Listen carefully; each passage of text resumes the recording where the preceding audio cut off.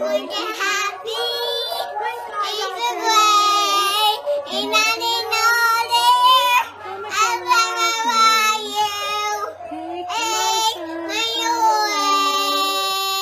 again, Cece. Again. Go get it.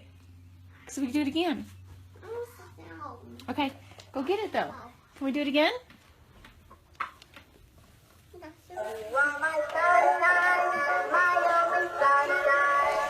If you're alive today, you've been through a lot. I think few people are so cynical these days that they will not believe in the signs, God, or the universe, whatever your belief system may be, gives us to guide us along the way.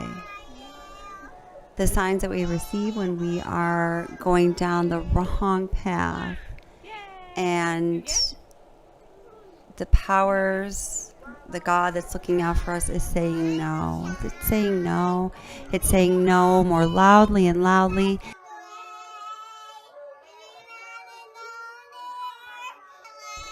They're the signs that quietly tell us we are on the right path.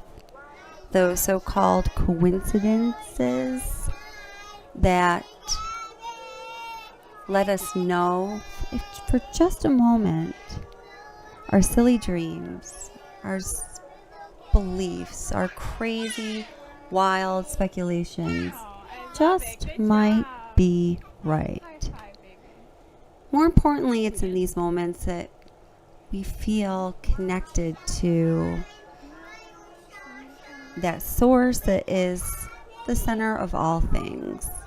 In some way, we are all connected. In some way, all of the trees are connected. In some way, we are all connected to all of the trees, and so on and so forth. I believe in the signs that guide me along the way, telling me to stop, to slow down, to change directions, or to keep going. If you've been following this case, or if you're new to this case, you've got to wonder, does Chris Watts regret not following the signs that were leading him away from the path that he chose?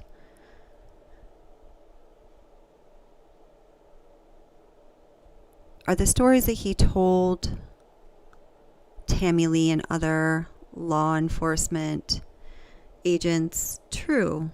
That he wishes things were done differently?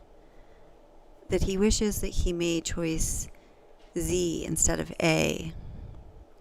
Let's listen to some of the times Chris Watts talked about different choices that he could have made, or different signs that he could have observed along the way. So ultimately, there would be a different outcome. What were you thinking this whole time?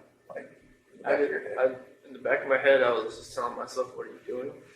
Like, every time, I open up my phone, I could see pictures, like, of my wife and my kids, and just like, what am I doing? And then, like, every time I was with her, it seemed like I didn't think. It seemed like it was like a blinder that was on my face. oh, And it was like every time I look back on it, like, like I have pictures of my wife and kids and myself. And like every night, or every morning, every night, I just, talk to them, say like I have like this book I used to read for Cece, and I remember that book, so I read that to them like every night. And like there's some scripture and stuff that I read to them, so I just try to think back, like I wish this never happened.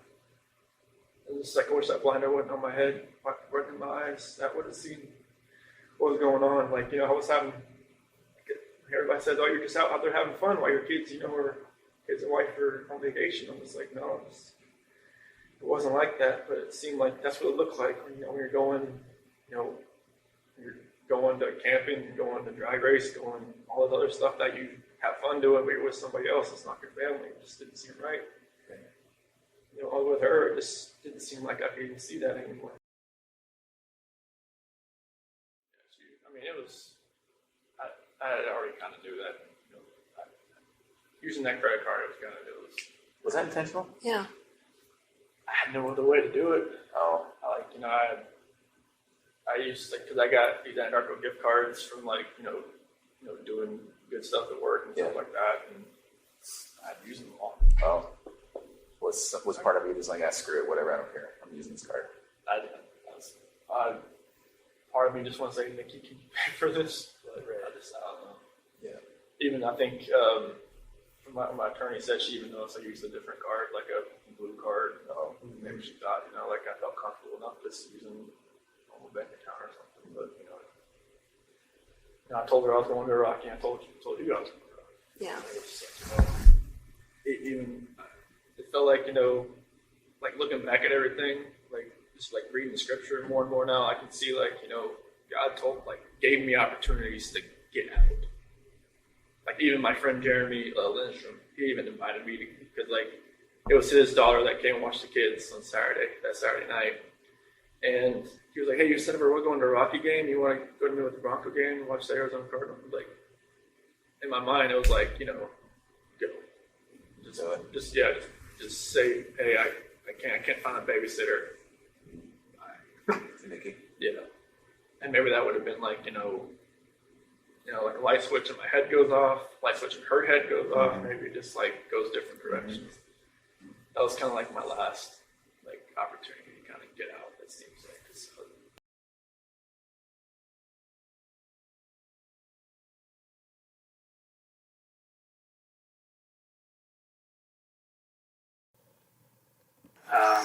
So the second time I went to that house, I'm not sure what day it was, but it was the weekend of the 14th. Of August? July. I don't know if it was the 14th or the 15th. One of those 2 days. But we had went out and we stopped there just real quick on the way back. And we were there not very long. But that time I saw a picture of his wife and one of his kids. And I remember thinking to myself, wow, she's so beautiful.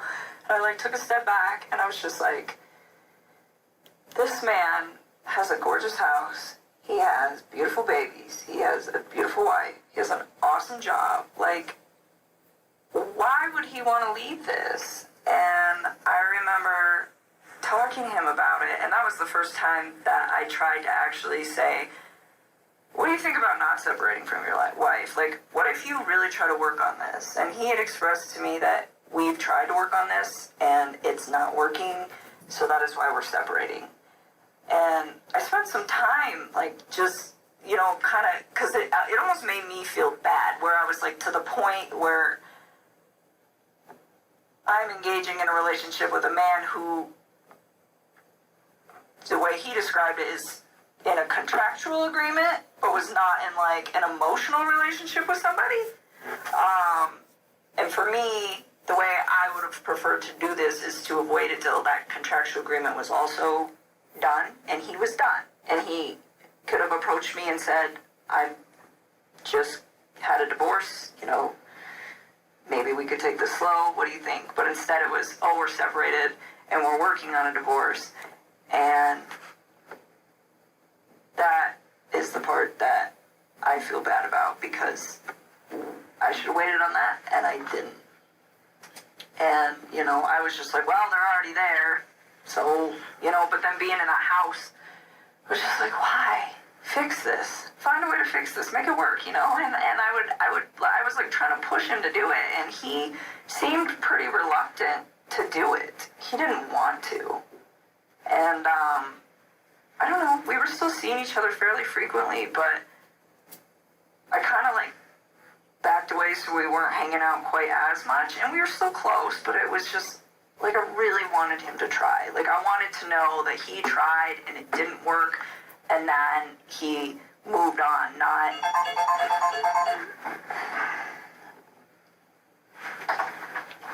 that, they both kind of tried and then he got himself into a situation with somebody else. And I don't know, I just thought he had a beautiful life going on, and he could have made it work. That was the way I looked at it from the outside. So, is this something you reflected on since this event, or was this No, I was doing it then. Like, you You didn't said see this it in my- doesn't look right. He's kind of, I don't want to be responsible for breaking up a marriage, especially with 2 children. Is that kind of the gist I'm getting here? I didn't think it didn't look right. I mean, I think he was legitimately sleeping in the basement, and I didn't think that these two were, I mean, I think it was like, hey, we're both stuck in this house for now. We gotta sell this. In the meantime, you live here, I live here, we sleep in different rooms, take care of the kids. That's just like kind of how I took that. And, no, I didn't think it didn't look right. I just thought it just seemed like he had so much going on, and it was just beautiful that I was like, why don't you just try this out, you know?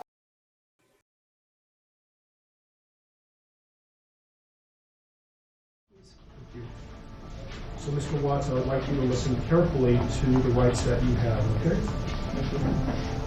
And so first, you don't need to make any statements. Any statements you make can and may be used against you. Do you understand? Yes. You have the right to counsel. Do you understand? Yes, sir. If you are indigent, you have the right to request the appointment of counsel or consult with a public defender before any further proceedings are held. Do you understand that? Yes, sir. And Mr. Merson is the head of the Public Defender's Office, and he is going to represent you today and potentially in the future. You understand that? Yes, sir. Okay. Any plea that you make must be made voluntarily and not the result of undue influence or coercion. You understand that? Yes, sir.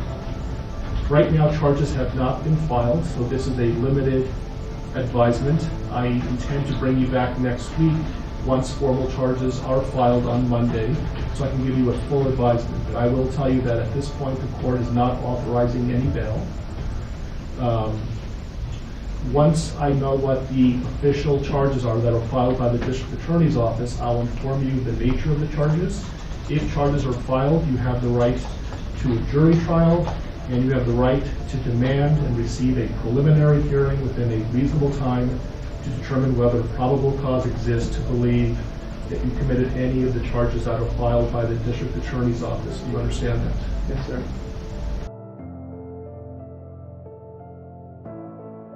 You went to his house on 2 occasions. Yes. Was that recent? No, that was like pretty early into it, and I did not like it and did not want to go back.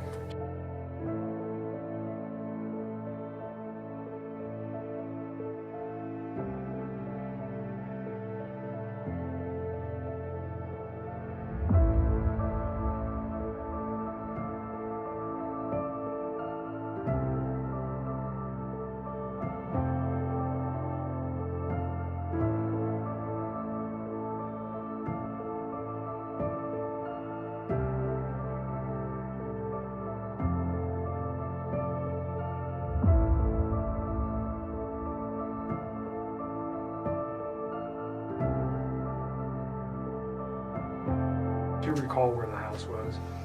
Yeah, it's like right off the highway in Frederick. Okay.